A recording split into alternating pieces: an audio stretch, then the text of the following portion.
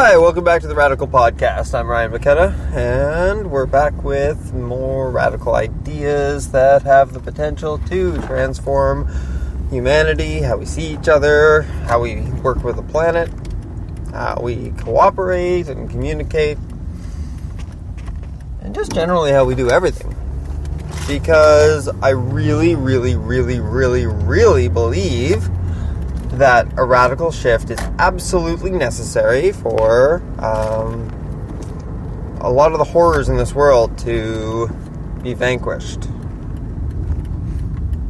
I think that anything less than a breakdown of all the societal illusions, control systems, and just ways that we're manipulated into giving up more of ourselves so that very few people can enjoy the results.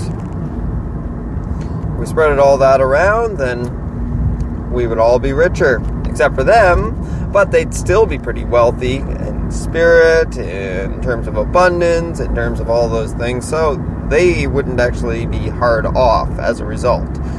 Maybe relative to what they were used to, but as I've said before, nobody deserves that. Nobody. The earth is a common inheritance of all of us. And that's actually what I want to talk about today. I want to talk about the fundamental interconnectedness of all things. And yes, I stole that title from Douglas Adams. If any of you are familiar with Douglas Adams, Hitchhiker's Guide to the Galaxy, etc., he also wrote a series of books called the Dirk Gently Holistic Detective Agency books. And the protagonist, Dirk Gently, is a detective who uses Zen navigation and a belief in the fundamental interconnectedness of all things to solve mysteries. Not really crime, it's just mysteries, curiosities. I highly recommend the books. But the point is, everything's connected. From the very small to the very large, from the future to the past and back again, it's all connected.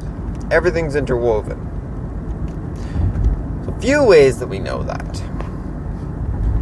I say no because yes, humanity is young. Yes, there are many things left to be discovered. Yes, there will always be questions. But when I say we know something, I mean not necessarily that it won't be disproven in the future, but that all of the current reliable evidence points in a singular direction, and it is that thing that we know. Until we know something different.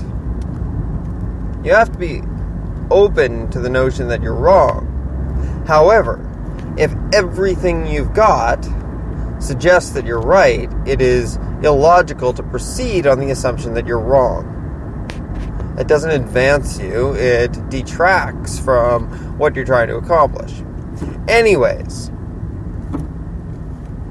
we know everything's interconnected. We know that space and time are one thing. They are inversely proportional. It means the faster you go through space, approaching the speed of light, the slower you go through time, and vice versa. Slower you go through space, at least relative to everyone else, the slower you go through time. The faster you go through time. Time acts faster on you. So we know that space and time perhaps cannot literally be described as a fabric, but it is the fixative of everything. It is what everything rests on or in or through. So if it's all one thing, of course everything affects everything else. Of course, you do have things like diminishing effects throughout the whole thing, but the initial effects and the counter effects and so on still fundamentally affect everything, even if it's only a very small amount. And that's acknowledged in the fact that space and time are one. relativity shows that everything's connected and that, for every action there is an equal and opposite reaction. Sorry, that's not relativity. But relativity, as I said, demonstrates that space-time is a fabric and that gravity is a large component of it. Gravity is either an effect of it or space and time is gravity. However you want to look at it. We have now detected gravitational waves, so we know that that's a thing. And that only further influences what I say, that everything affects everything else, because in the moment that we were watching whatever instruments we were using to detect those gravity waves, we were affected by something happening billions or trillions or more light years away. Something happening on a scale far larger than we are, or our solar system is, or our galaxy is. There's more to it, though. I mean, let's look at our planet, because it's the closest thing we have to a closed system, but it's not really a closed system. We're connected, all of us, through water. I've gone into this a little bit before, but water is the principal argument that I have. Everyone is connected through water. Every form of life on this planet uses water. It is our lifeblood, so to speak. Moreover, water doesn't just come into us and become us and stay. It passes through. Means who we are and what we are is constantly changing as much as a waterfall is. Waterfall holds its form while all its constituent parts flow through. That is a human being. It just happens slower than a waterfall. But everything you take in becomes you, breaks down, and leaves you, and returns to where it came. Everything, minerals, sugars, proteins, fats, from nature, everything in nature flows through you. Except for some things that are toxic and they don't flow so well. They come in and they wreak havoc. And your body can't process them and can't get them out. That's what poison is. Some of them are just a little bit more difficult to process, but we can manage. That's what alcohol is. Heroin and things like that. A lot of pharmaceuticals, in fact. But everything is still connected. Because even if you take poison and it kills you, your body breaks down and goes back from where it came. All of the minerals in your body used to be part of the Earth's crust. Iron, calcium, all of it. They were all constituent parts that came out of the Earth. And they go back to the Earth. Maybe in slightly different forms. We transmute things as we process them. But it only means that part of the Earth will now be something that is a unique product of humanity. But everything still flows through you as a biological entity. And it flows through everything else too. Water starts as a cloud. Well, it doesn't start anywhere, it's a cycle, but we'll say it starts as a cloud in my example. Cloud accumulates and then comes down. Forms puddles, lakes, rivers, joins them. Those make their way to municipal water sources that then make their way to your apartment or house or cottage, whatever. And then you drink it, and then it's you. And then you go to the bathroom, and the water that used to be you leaves you in a slightly different form and returns back to the water. And then it becomes a cloud and rain and so on. And this happens with every living thing on the planet, all the time. We are conduits. Everything flows through us. What that means is, Oh, let's do another nature example. They're all nature examples. When you breathe in, you are taking the product of a tree into your body. Trees, green plants, anything that works on photosynthesis, basically. Anything that takes in carbon out of the air, and from it produces sugar and oxygen.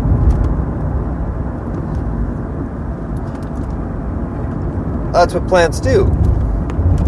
So you breathe in the oxygen from the tree.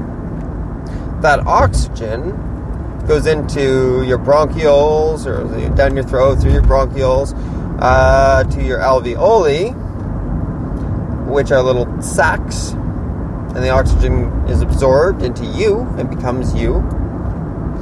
And the carbon that is built up in your lungs is expelled, which goes back into the air and returns to the trees. Eventually. There's a pretty long journey between those two things, but the point that I'm making here is that where do you stop and the tree starts? You are both absolutely necessary for the survival of the other. You can't do one without the other. Trees need biological, organic, sentient creatures walking around to produce their food. And humans need trees and plants to breathe. It's a symbiotic relationship. Here's another example of you being connected to everything. I'm not going to say most because I don't have the exact numbers in front of me, but a great deal of your body's mass is bacteria that does not even share your genetic code. But it lives with you, it travels with you, and it leaves you, and it grows more of itself, and then it leaves you, and it grows more of itself, and it leaves you, so on and so forth. You are housing a whole colony of things that aren't you. Several colonies, in fact. Many, many, many, many. And then they go out into the environment. You are a life creator in that sense. At least you assist. And it affects everything else. That bacteria goes into the soil, and then it affects something, and then that affects something else, and so on and so forth. Because the whole earth flows through everyone, we're all connected through it. In a very real way. A very real way. Tangible, physical way. We can see it happening. We know that's what happens. And we all are, in turn, are affected by the earth. It guides us, it moves us, it provides for us, or it takes.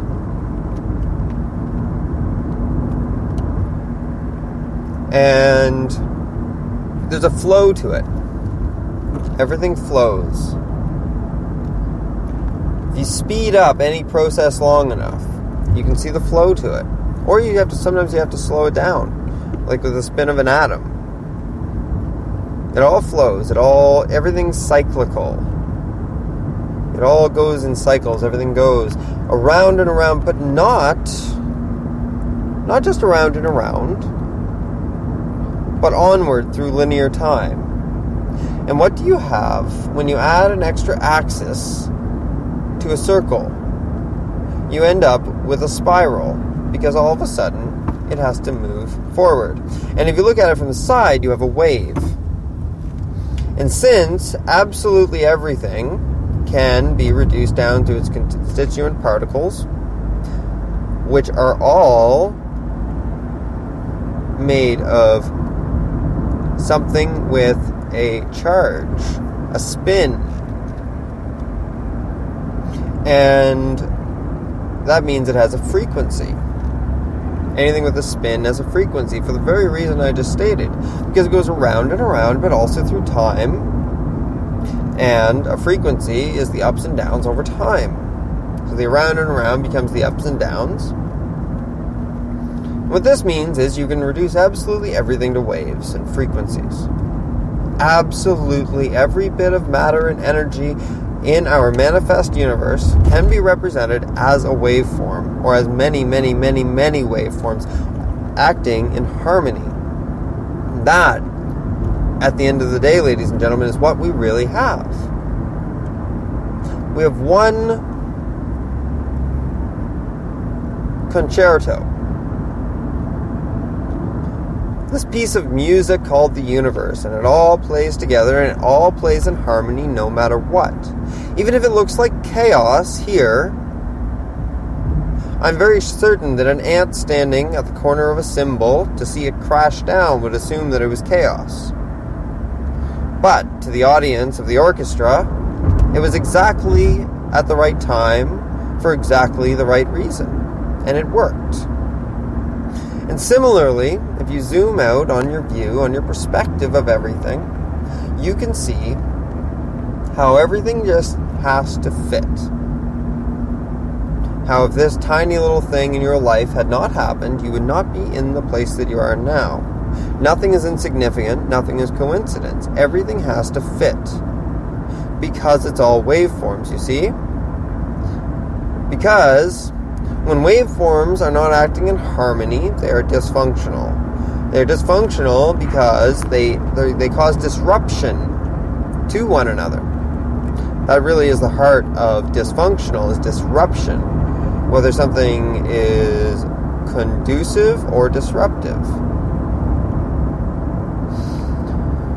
As I say, it's all a harmony. It has to be for it all to work. That's how waveforms work. They cancel each other out if they are too disruptive.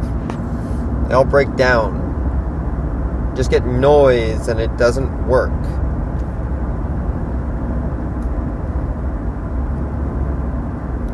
And we can see the harmony if we zoom out and we watch our solar system orbit the sun. We can see it when we go to the beach and we see the waves rising and crashing and rising and crashing, and we can sense it, that there is a way that it all fits together. Now, what is the significance of all this? Well, it's clearly large, and it clearly doesn't fit with how we've been taught to look at the world. We've been taught to look at the world like it's all artifacts. Artifacts meaning things standing on their own. Like the world is made out of literal child's clay, and everything standing on the world is on it and not of it. But we're of it, but not on it. We're in the world, don't you see? And the world is in us. It is not separate from us. We are not separate from nature, no matter what your cities look like. No matter the phone in your hand or the tie around your neck. Symboling obedience, of course, incidentally. But no matter any of those things, you are of nature. You are nature. You are it. You are everything in one thing.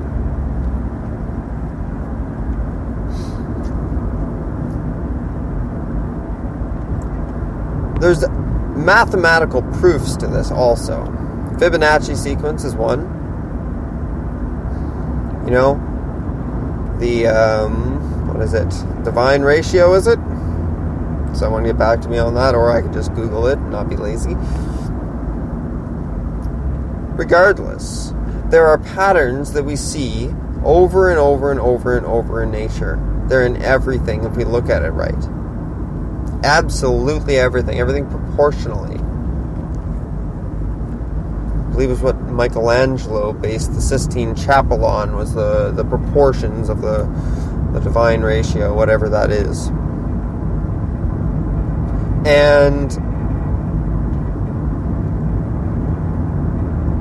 that is very telling, that you can reduce the vast majority of nature, or probably all of it, probably every single bit, to one mathematical demonstration. that it all conforms so neatly. It wouldn't if you sat down and you made one tree, and then you sat down and you made another tree out of clay or some other substance, whatever. Imagine your God, the traditionally spoken of God.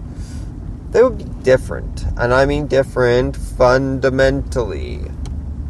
You wouldn't be able to get it exactly the same way 2 times, just like no painter can get the exact same painting 2 times. There will always be some slight shift in the muscles.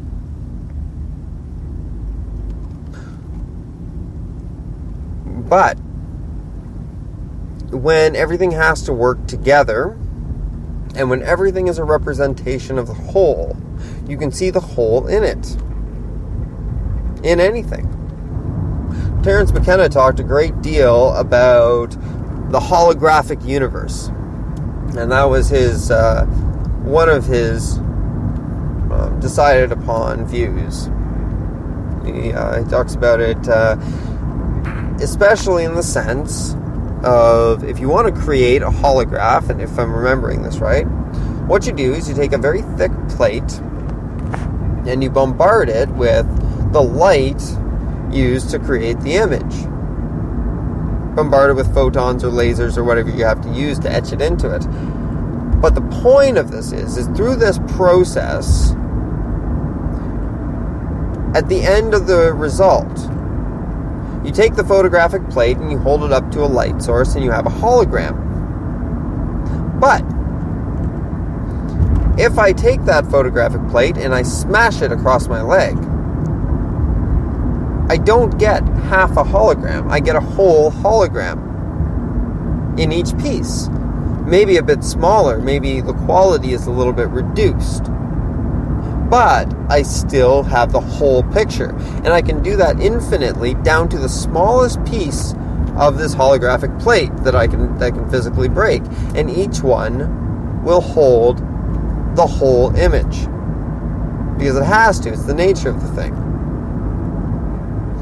And if you look at how we perceive reality, the way that light bounces off of our retinas, the way that we have the cones and the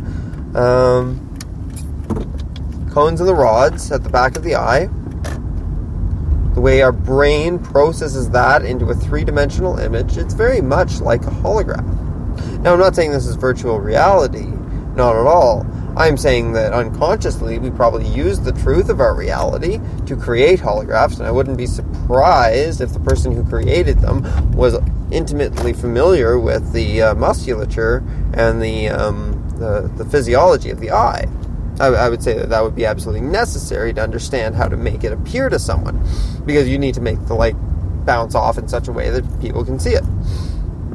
So, the point of this is that you are a part of the whole. And as a part of the whole is etched into you.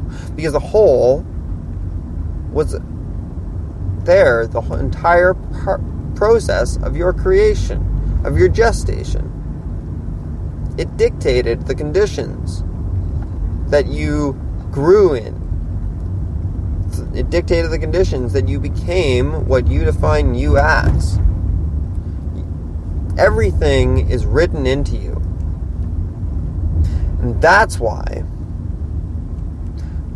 when you can achieve a state of mind where you don't believe your thoughts, and where you can really feel in a way that cannot be put into words your place in the interconnectedness, that is when you're at your absolute best. That is the moment in time where I guarantee you are going to feel exactly in tune with everything. And you may have probably already experienced it. And I'll tell you where you would have experienced it. You would have experienced it doing something that you love. And doing something that you are very good at by not trying. And it is that very sense of being in tune, whether it's a writer sitting down to the paper and letting the ideas flow, a musician picking up their instrument and composing a song, a scientist going for a run and having an epiphany where all the information he had been trying to process all of a sudden comes together. Any of these things means that you're in a state of synchronicity. You always are, in a sense. But what the universe teaches us through is discomfort. It's an unfortunate thing, but it's why we have pain. It's a teacher. It's the teacher of last resort. If you don't listen to the information given to you telling you that the stove is hot, then inevitably you will touch the stove and you will learn that it is hot. So the discomfort that we are feeling as a species right now is our teacher. The horrors that some people experience, that we all experience at a certain point, because we all have to encounter tragedy, all of these things are telling us that we need to stop touching the hot burner. We need to stop seeing each other as separate and instead see each other as extensions of ourselves, because we are, in a literal, biological, physical way as well as energetically. We are all one in a very real way. The universe is space and time together. And everything is tied together through that.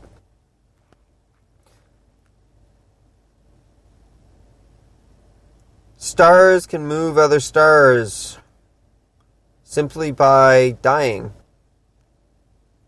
Their gravitational force no longer having the effect it once did. Becoming a black hole.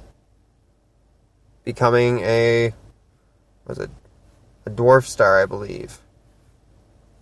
All of these things affect everything else.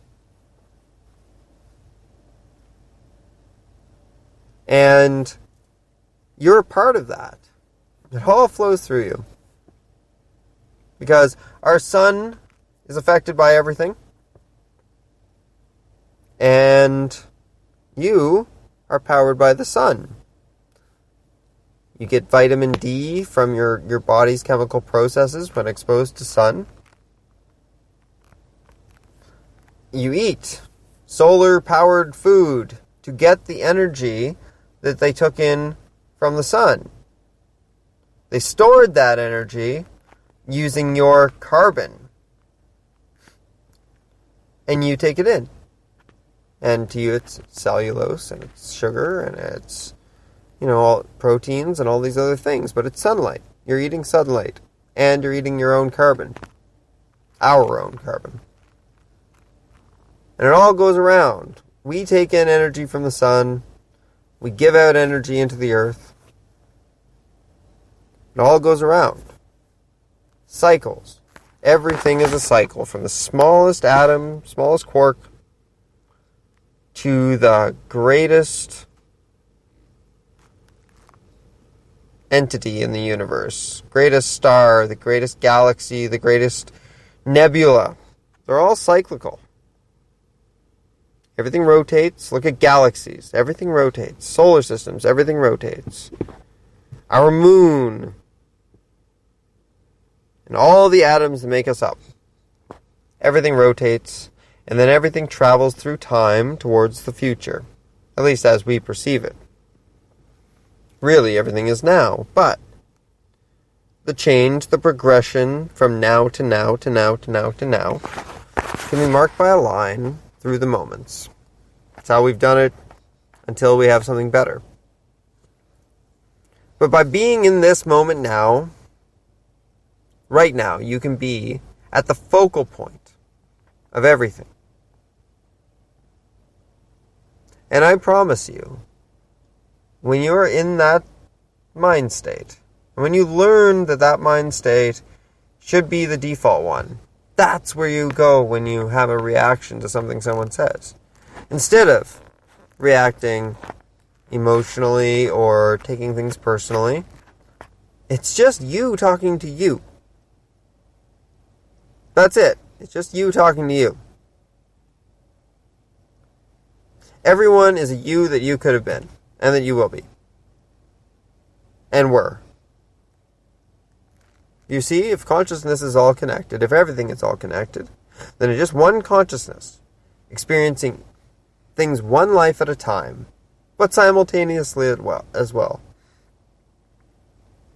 Different lenses throughout the universe, all bringing it all into being and living it out. Why? Alan Watts thinks life is for play. It's for the universe to come out and play. And sometimes the play is a nightmare. And at the end of it, you wake up and it's the next life. And you forget about the nightmare because that's what you do. Others think it's all a simulation. And there could be that. I don't like that much, though. I much more prefer the notion that life is play. And that we're all here to play together. I don't think that's childish. I think childishness is creating elaborate fantasy stories about us being here. Like, we're here to develop nation states to the great glory of an old man who lives in the clouds. You know? Come on. Come on. We're here. And what do we do so much when we're together? We play. We play music. Even when we're working, what do we talk about? We talk about when we get to play again.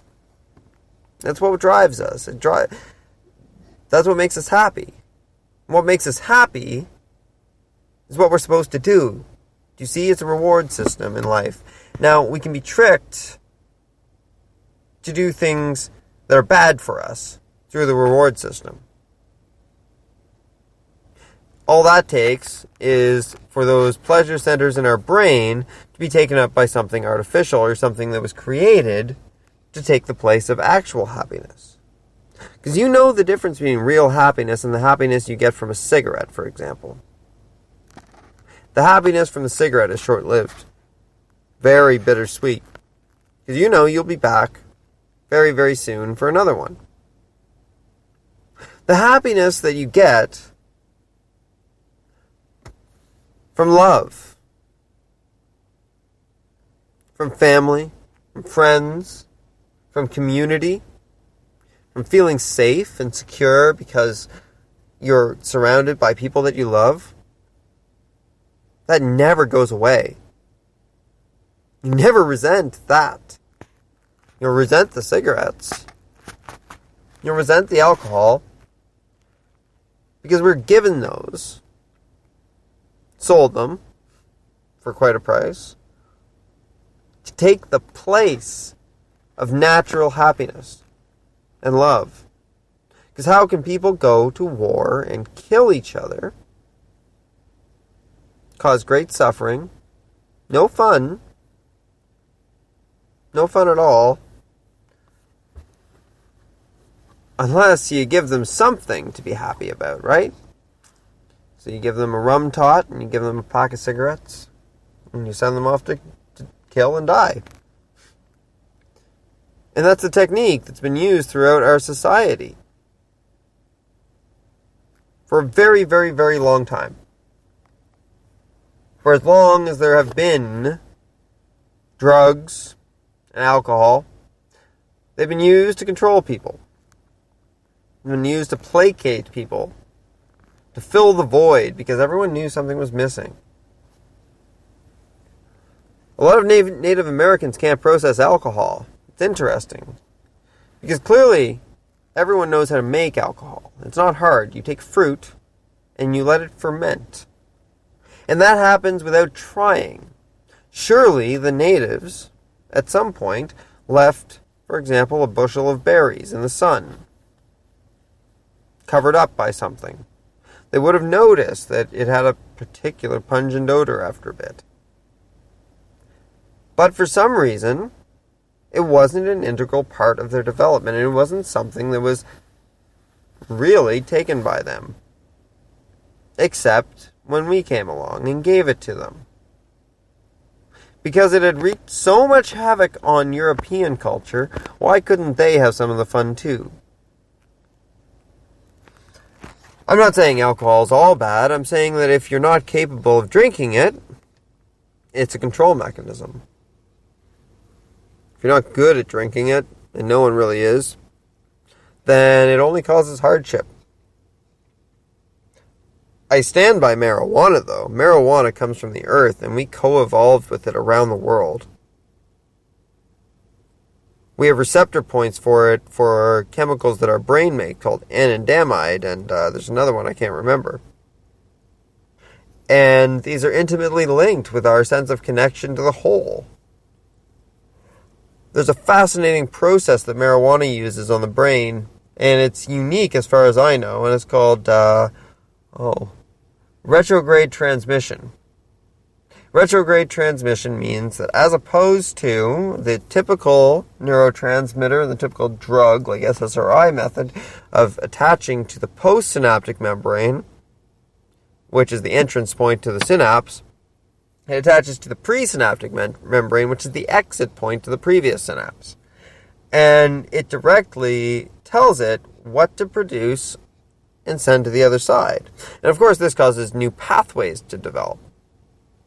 The reason new pathways develop is because it's redirecting traffic. Instead of being a doorman on one side, it's redirecting traffic from the launch point. And it creates new pathways. And that's why when you first start trying marijuana, it's really hard to do things that you normally do, like get up and go to the bathroom, or ask someone a question, or, God forbid, drive. But after a very short amount of time, you have these new pathways that you use more and more frequently while you are under the influence of marijuana, while the THC is acting in your system. It's also a very long-lasting thing in your body, so your body learns how to work with it. Because it stays in your system for like 30 days. A week in any sort of real sense, and then 30 days, I think, in your skin and hair and stuff. In any case, it develops a whole side of your brain that you didn't have access to before. And that's very fascinating to me. It's the only one that I know of that does that. The rest of them are all acted as doormen on the other side. Or just straight neurotransmitters that your brain develops, and they just go where they go based on their conditioning. This changes your mental conditioning, and I suspect that's why marijuana has been fought against for so long. But we're clearly at a change point right now. We're at a point of transition. Look at Bernie Sanders' campaign. Not me, us. We are Bernie. Bernie is us. Those slogans mean people get it. Even if they don't know that they get it, they get it. It's understood that we're connected and that it's not just about individuals anymore. It's about community. It's about getting rid of central authorities across the board. Figuring out something better and something more clever. Because everything is connected. And if everything is connected, that means that every terrible thing that we do to this planet will come back to us. Guaranteed. There is no way to avoid it. Storms beget other storms. Any dramatic shift in pressure in the world will create another dramatic shift in pressure as a counterbalance. And this may happen back and forth for a while.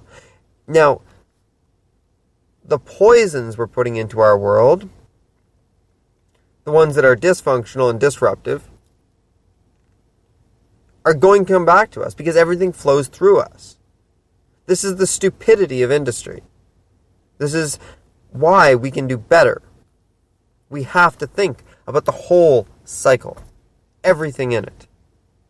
And that's us, and that's everything.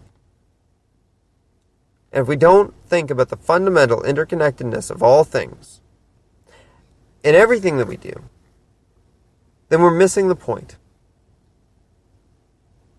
We're imagining ourselves as robots floating along and doing our own thing, independent of everything else, and that is not how it works. The change in this way of thinking has implications that stretch from the way that we treat criminals, the way that our government functions, or if there's governments at all, if there's countries at all, how we produce our food, where we get our energy. What is money in a world where everything is everything? What is money in a world where you can't own anything because it is you? And it is them. We are all each other. The notion of possessions starts to lose its meaning. The notion of money and barter and trade begins to lose its meaning because what is good for one is good for everyone. Central authorities aren't. Central authorities will always end with the very few controlling the many. That's not harmonious. That's an imbalance. As I say, nature always has a counterbalance. Always. If you look at anything, try to move your hand in a bathtub without all the water moving. It's impossible. Everything is fundamentally connected, and we need to accept that, and we need to integrate it into the way that we do things. The way that we understand our bodies, the way that we understand our species, the way that we understand the rest of the species on this planet and where they stand in it. Because if we're all fundamentally interconnected, then that means the other species are just as important as us.